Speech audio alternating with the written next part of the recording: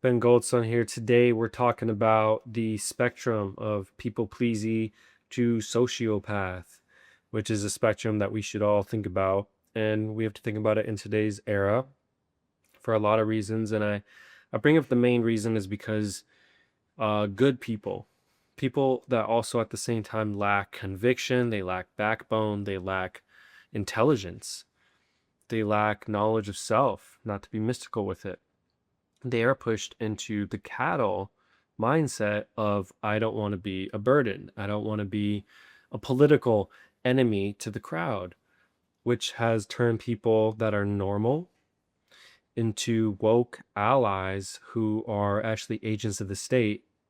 And a lot of this has to do with the vacuum that they have in their head, in their consciousness, their psyche, in their conviction, in their self ownership, all this stuff. There's a vacuum.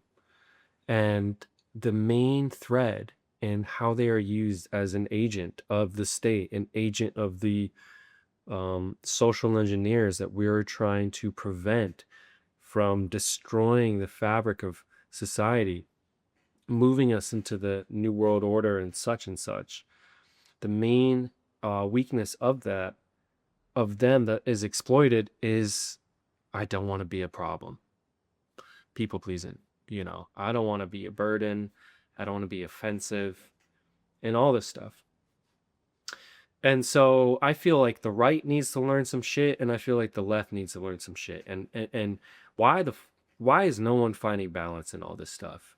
So the right needs to learn empathy, the right needs to learn appropriateness, the right needs to learn objective goodness, not traditional religiously programmed goodness, not societally programmed this is right or wrong, but they need to have a case sensitive compass that looks at things respectively and notices when something is right or wrong.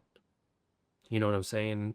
And I'll use a good example, and I'm not even trying to say this is right, but of course the famous if a chick gets SA'd and she wants to cause an abortion, why are we having a million dudes step in the way to slut shame her or whatever the fuck? You know what I'm saying? So the right needs to learn to move more into the empathy and people pleasy, accommodation.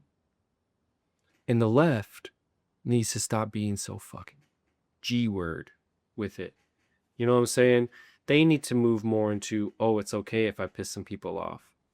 But the right people, they're afraid to piss off their homies, and they're afraid to piss off Obama, but they're not afraid to piss off the R words, which are Republicans. No, the other R word that they associate every fucking Republican and Trumpster with.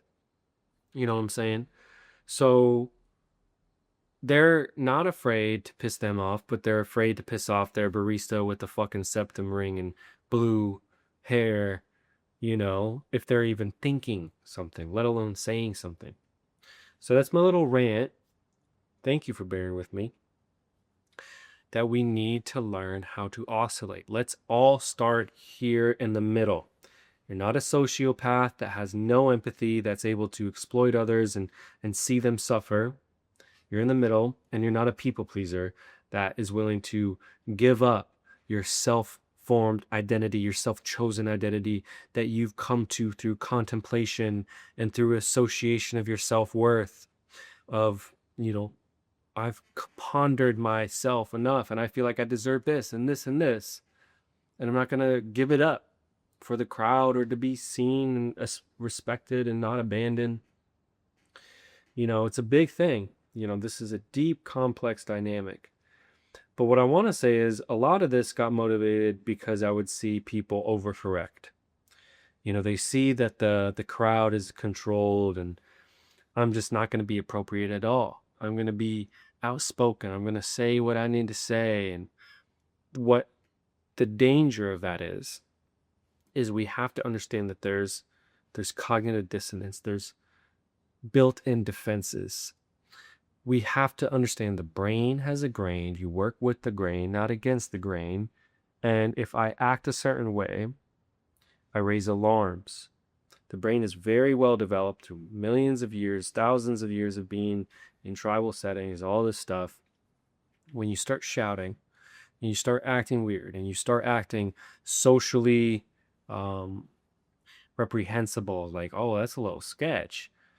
What happens is, if I'm a tribal being by biology and you act a little too sus, I'm genuinely, subconsciously, it's not like I consciously want to do this, I'm subconsciously scared you're going to get me found out.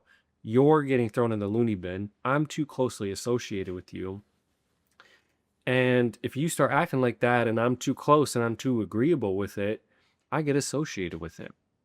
So people who get on this big activist kick need to be aware that there's an art to being well spoken, to being very emotionally calibrated, to being redeemable in as many areas as you can be. You're not this, black stain on society, this punk with spiky hair that everything sucks. You want to be a upstanding individual in your community as much as you can. You want to show your character and your positive qualities and a range of them. So when you actually come to say, hey, this, and this, and I am very outspoken against that, and I can speak about it well, that people have a track record of you and they're like, well, dude has very much proven his quality as sane, as emotionally sound. He's compassionate, he's altruistic, he's shown a level of restraint, mercy. People don't use that word enough, but it's big. Not kicking people when they're down, showing a level of forgiveness or patience. Very important emotional qualities.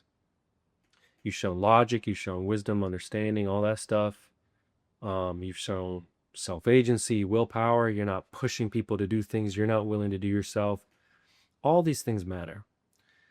So I see people who are like, I suck at life, I got nothing going for me, and I see the government, and the government is actively trying to oppress everybody, and I got nothing going for me. How about I make it my identity and personality and daily duty to talk shit about the government?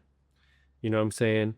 And we got to figure out other solution-minded things, because when we're not shit and we're complaining about the government, and people, again, they're scared to associate with us because they're like, that motherfucker's going in the loony bin, I want nothing to do with it. So this is a big reason I make this video, because I see a lot of people like that. I see a lot of people who are just so willing to be socially inappropriate. And socially inappropriate comes back to the Overton window. And the Overton window is, there's this set range of taboo that you're not allowed to talk about. There's kind of this gray area right here that it's still taboo, but you can get away with some of it. And then there's all the pleasant stuff that is okay to talk about. And, since Trump got elected, you're able to say the R word again. There's a few R words. You're able to say the G word, but you're still not allowed to talk about this. Since 2024, we're allowed to talk about tiny hats. We're allowed to talk about, Zionism and but then there's still an Overton window. So socially inappropriate is you go into the Overton window and you have no grace. You're not couth about it. You're not appropriate. You're not fluid.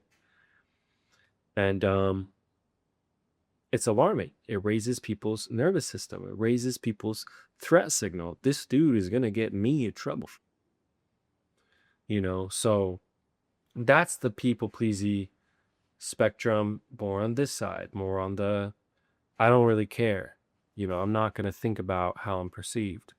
And that's also not smart, because you have to think about how you're perceived. Because if you are really trying to get people on your side, if you're really trying to get people to vibe with you and to think how you're thinking, and you've spent time forming coherent concepts and understanding, and you want people to be in that space, you do have to think about how you're perceived. Not to the point that you're a little bitch who is scared of speaking your mind, but to the point that you are eloquent, to the point that you are well respectable, to the point that you're easily understood, you're not too aloof. I got a lot to work on in that regard because I'm just spewing, just unloading stuff. But nonetheless, I just think that's something that everyone needs to think about who's in the camp of activism. It's like you got to be autistic enough to not perceive too much of how you're received, but you got to be dialed and read the room enough to form good impressions and to earn allyship justifiably, where again it's like, do I want to follow a sketchball who's going to lead me to my doom, who's going to get me arrested? It's like, hey, we're forming a gang and our gang leader is like really ambitious and we're only going to have like a 60-day run and we're all going to end up in jail. I don't want to join that gang. But if someone's like, yo, we have like a really well thought out process and, we're really thinking about solutions earnestly and we're willing to put our money where our mouth is and we're able to really champion this cause. Maybe we're not perfect, but we're thorough, we're earnest, we're pure-hearted, like we're not trying to fuck anyone over, fuck any of our members over. I'd be like, I'm down to join that gang. You guys sound good. So yeah, that's my piece for that, makes sense. So yeah, on the other side of people pleasing this, it's think about what the liberals, the woke are doing. Again, they have a vacuum in their head where, again, it's like, what is it from? We understand there's things like leaky brain from excessive EMFs. We understand vaccines, heavy metals. I'm bringing these up because there's a neurotoxic normalcy because of the toxicity of modern environment. We understand autism is an epigenetic response to toxic environments. We understand these things, So you look around and sheeple have always been a thing. You watch some medieval movie and you see how people call for blood so easy. NPCs have always been a thing. Ironically, the IQ is going through a drastic increase these days. And I do think AI is able to help. It's an incredible study tool. You can cull information much more quickly. You can go on an interviewer mode. You don't need a professor or expert. You can just start, going deep. I think we should understand we're going through an IQ increase and double down on that. But at the same time, the woke allies, people that are people pleasy, that don't want to go against the mob, there's a problem there, because again, it goes back to the Overton window. We're not allowed to talk about certain things. Why was America founded on one of the main rights that we talk about as a freedom of speech? You know what I'm saying? Even if we're speaking the wrong things, we should kind of be allowed to speak the wrong things. For the most part, we should prize intelligence. We can healthily debate. We can prize, morality. We can figure out when something's wrong. Okay, you're speaking something that through the freedom of speech is maybe dangerous, but, we cultivate a level of morals and emotional sensitivity to our conscience and to our fellow people that, of course, we can see that's bullshit. And you're speaking some dumb shit that we don't really agree with. You're welcome to do that. We're all over here in sanity. We should breed sanity. And breeding sanity is what allows the freedom of speech to work. When we're breeding insanity, that's why freedom of speech is troublesome, because people are way too impressionable. Say it. So, yeah, my whole qualm with the people pleasingness is it forms groupthink and you self-police yourself from even thinking concepts. There's like a shame that, for instance, with, everyone's looking into, not everyone, but like the great replacement theory is happening in full swing where people are finally in 2026. It's been a few years coming, quite a few years, welfare has brought in all these third world country people who bring their third world attitude of fucking off all day, relying on others, using the hard work of others. And all these people who are told, In Europe, you're told you're colonizers. In America, you're told you're not just colonizers, you're slave owners, and you're evil for being white. And you've associated yourself with that thought as a white person or a Westerner often. And so when people come in totally abusing the system, you don't even let yourself think this is wrong. You think I deserve that. And that is brainwashing. That is true brainwashing. And this is done by the tiny hats 100%. They talk about the clergy plan, talk about who's funding open border policies, who's uh, lobbying and constructing the system that allows welfare to be what it is. It's not me and mine. Let me take this hat off so you don't think I associate with them.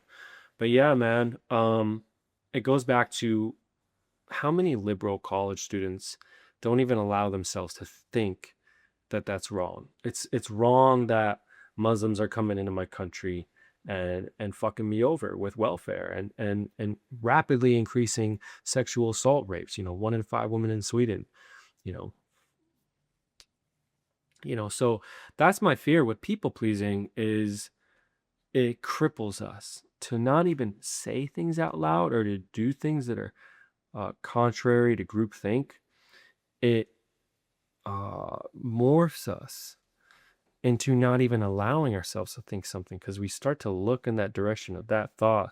Hey, this kind of feels wrong. Our conscience says something. Our emotional sensitivity, which feels energetics, is like, yo, that's kind of wrong. But we've been brainwashed and through groupthink close ourselves off to certain parameters.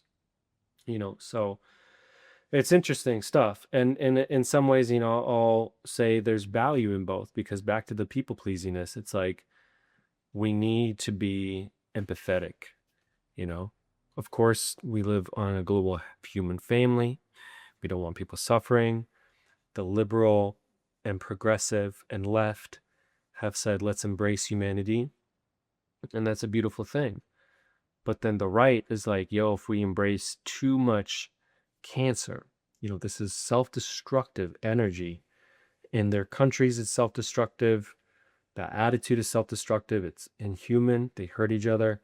Why are we bringing this cancer, into this nice organ over here? The West is an organ.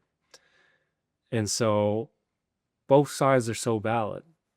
And how much of which can we get away with?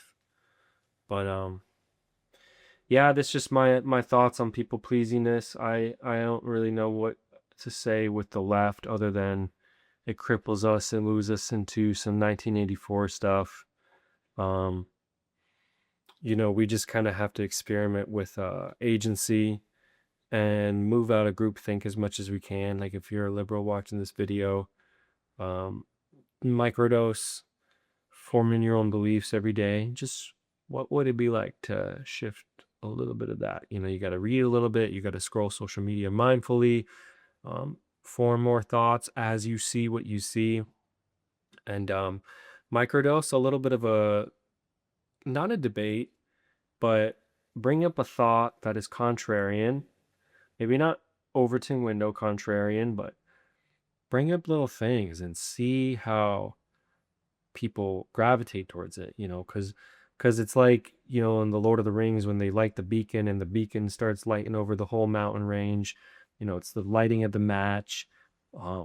There's people around you that are starved. Everyone's in groupthink, and that's not how I think the human spirit really operates. I think that's the human shell.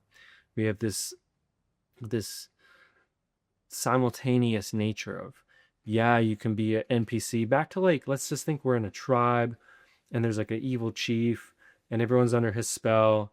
Like for sure, humans have a robotic nature where we might almost prefer being in that spell because it's too scary to be aware of. It's too embarrassing to feel I got duped. As Carl Sagan says, it's easier to bamboozle people to convince them they've been bamboozled. So it's like, it's too embarrassing to admit we were wrong. We're so stupid. This is so like, it's just too much humiliation and that emotion that it brings up is just so much. But you want to start to microdose contrarian beliefs to your friends and to the people around you, because give them an opportunity to start forming new neural networks, new brain cells, new concepts, new beliefs. And it's not that you do it directly, like, hey, by the way, we were wrong. But it's when you start to build these other little structures in their mind of, I was a barista, I got the jab, and, trust the science. But all of a sudden, I'm talking about waking up early and getting a morning light in my eyes to produce my melatonin, to get me into bed earlier that night, to boost my HRV, to make me more resilient, calibrate my circadian rhythm. All of a sudden, wow, with that calibrated circadian rhythm, a lot more sentience, a lot more regulations going on, and then you talk about, I don't know, some cool shit in history, and they start to be like, oh, governments are the number one people that kill. Oh, maybe I shouldn't trust the media and the government. So you do build these other things. You can't just be like, hey, crowd says this, let me directly fight it. Gotta find these other ways. So that's my thoughts. I wish I had more to say to the left, but I don't know. This is my little rant today. So that's what we got for you. Peace.